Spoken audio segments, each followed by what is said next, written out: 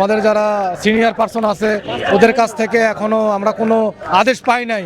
তো এই বিষয়ে আপনার কাছে কোনো কিছু বলতে পারছি না, যদি জানতে পারি অবশ্যই আপনাকে জানাবো। ধন্যবাদ। প্রথমে ভিতরে ছিলেন, তারপরে ফুটপাতে এলেন, এখন রাস্তায়। আসলে দেখেন, আমরা তো সুশৃঙ্খল বাহিনী, আমরা তো সাধারণ পাবলিকের মতন না, আমরা ট্রেনিং প্রাপ্ত পুলিশ।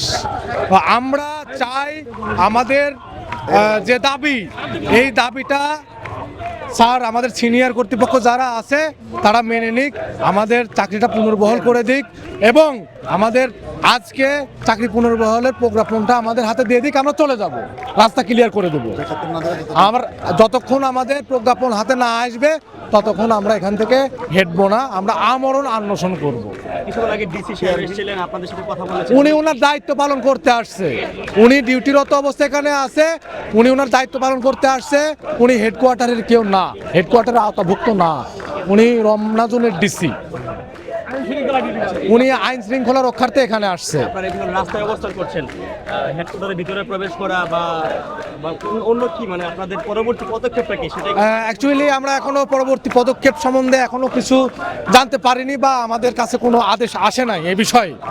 যদি এরকম কোনো আদেশ আসে অবশ্যই আপনাদের সাথে কথা বলবো, আপনাদের সাথে কথা বলবো।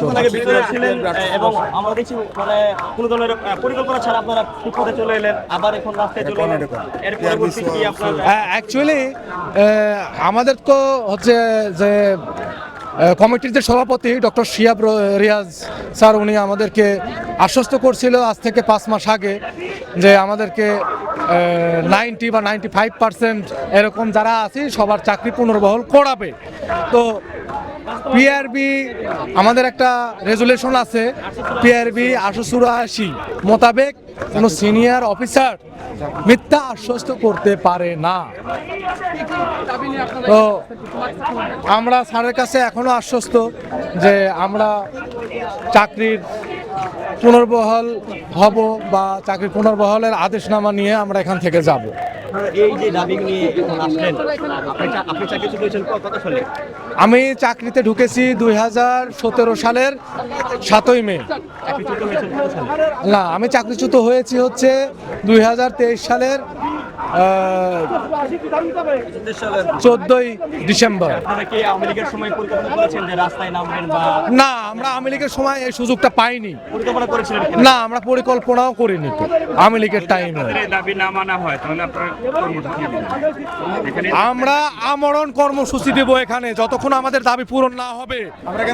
আমাদের 1 ঘন্টা সময় দিছে, 1 ঘন্টার কথা বলছে, আমরা 1 ঘন্টার ভেতরে আমাদের চাকরি পুনর্বহালের প্রজ্ঞাপন হাতে পাইতে চাই। আপনার চাকরিটা কি অপরাধে যায়? আমার চাকরি যায় হচ্ছে রাজনৈতিক ইস্যুতে।